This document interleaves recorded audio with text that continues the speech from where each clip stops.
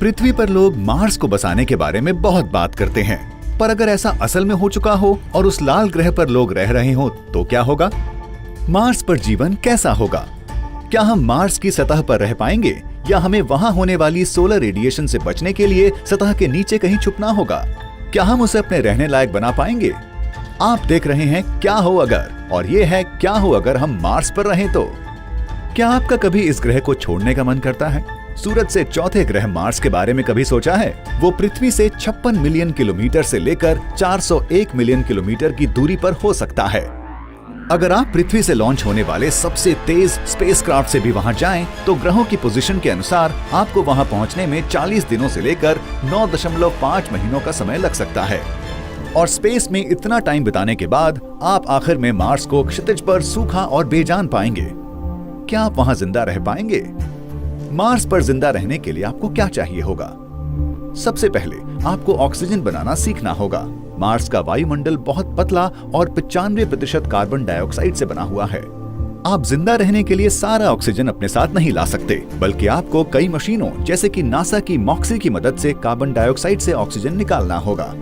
इससे न सिर्फ आपको और मार्स पर रहने वाले लोगों को सांस लेने लायक हवा मिलेगी, बल्कि ये आपको लिक्विड ऑक्सीजन प्रोपेलेंट भी सप्लाई करेगा। इससे आपका रॉकेट पृथ्वी पर वापस आ पाएगा, अगर आप वापस आना चाहते हैं तो।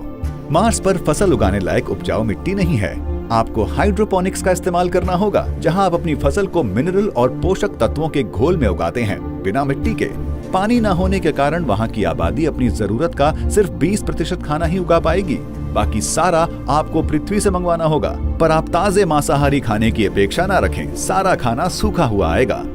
बाकी आबादी के साथ आप शायद हवा के प्रेशर से बनी हुई बिल्डिंग्स में रहेंगे, मगर ज्यादा संभव है कि आप सतह के नीचे चले जाएंगे, क्योंकि मार्स पर ग्लोबल जियोमैग्नेटिक फील्ड नहीं है और वहां का वायुमंडल भी बहुत पतला है। तो मार्स की ऑर्बिट के ऊपर रेडिएशन का लेवल इंटरनेशनल स्पेस स्टेशन से 2.5 गुना ज्यादा है। ये मनुष्य के सहने के लिए काफी ज्यादा है।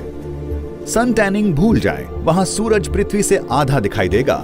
और अगर आप बाहर जाना चाहते हैं और जिंदा वापस आना चाहते हैं, तो आपको एक स्पेस सूट की जरूरत होगी, जिससे आप वहां न के बराबर एटमॉस्फेरिक प्रेशर और रेडिएशन से बच सकें। आपका सूट आपको गर्म भी रखेगा, जो कि जरूरी है क्योंकि मार्स पर तापमान बहुत कम होता है। पृथ्वी पर सबसे ठंडा सर्दी का मौसम मार्स के सामान्य सर्दी के मौसम के मुकाबले स्वर्ग होगा। तापमान -55 डिग्री सेल्सियस तक कम होगा।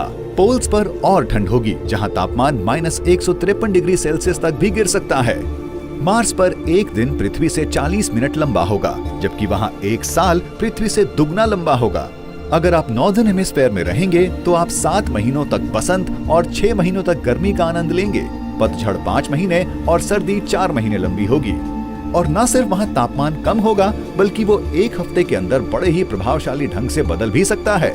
इस बदलाव के कारण अक्सर धूल भरे तेज तूफान आते हैं। ये आपको नुकसान तो नहीं पहुंचाते, पर आपके सारे इलेक्ट्रॉनिक्स के इस्तेमाल में बाधा डाल सकते हैं। ये भी ध्यान रखिए कि मार्स पर ग्रेविटी पृथ्वी का 1/3 है। आपको दोबारा चलना सीखना होगा। क्या आप फिर भी लाल ग्रह पर जाना चाहते हैं? ठीक, पर आपके लिए ये सही होगा कि आप वहां पहली मनुष्यों की आबादी के जाने का इंतजार करें, ताकि वो मार्स ग्रह को रहने लायक बनाएं, ठीक वैसा ही जैसा जहां से वो गए हैं। वे मार्स को गर्म रखने के लिए दूसरे ग्रहों के वायुमंडल से अमोनिया गैस एक्सपोर्ट करेंगे। ये गर्मी मार्स के नॉर्थ पोल पर जमी बर्फ को गैस में बदलेगी, जिससे कि उस ग्रह को एक वायुमंडल मिल सके। हालांकि ये गैस अभी भी हमारे सांस लेने लायक नहीं होगी, पर कम से कम ये एक एटमॉस्फेरिक प्रेशर बनाएगी, जिससे आप आखिरकार अपना स्पेस सूट उतार पाएंगे। फिर वे मार्स की सतह के नीचे बंद विशाल बर्फ के भंडार से पानी निकालेंगे। भाप वायुमंडल को और गाढ़ा बना देगी। आखिरकार आप मार्स पर बारिश और बर्फबारी होते हुए देखेंगे, और शायद 1000 सालों के बाद वहां मनुष्यों के सांस लेने के लिए पर्याप्त ऑक्सीजन होगी। उस ग्रह की री इंजीनियरिंग पूरी हो जाएगी। क्या मार्स पे रहना ऐसा कुछ है जो आप आजमाना चाहेंगे, या फिर यहाँ पृथ्वी पर आपके पास जो है उसे बचा के रखना चाहेंगे?